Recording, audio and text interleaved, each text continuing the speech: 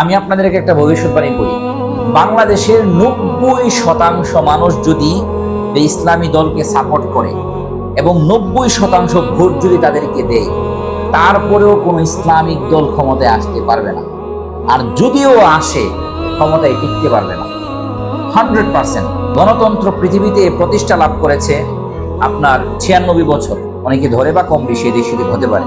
পৃথিবীতে আপনি অনলি একটা এক্সাম্পল দেখান যে গণতান্ত্রিক ভাবে কোন ইসলামী দল ক্ষমতায় গিয়ে ইসলাম প্রতিষ্ঠা করতে পেরেছে, একটাও নাই। যাও একটু ছিল ব্রাদারহুড, মিশরের মুরসির যে দল ছিল ব্রাদারহুড, ইখওয়ানুল মুসলিমিন, ওইটাই ছিল একটু শক্তিশালী দল। ওরাও ক্ষমতায় এসে 6 মাসে টিকতে পারে নাই। কারণটাই হলো এই গণতন্ত্রটা পুরাটাই টিকে আছে একটা কুফরি মতবাদের উপর ভিত্তি করে, এবং এটাকে লিড করে পৃথিবীর বিশ্ববিখ্যাত শক্তিশালী মরুলরা।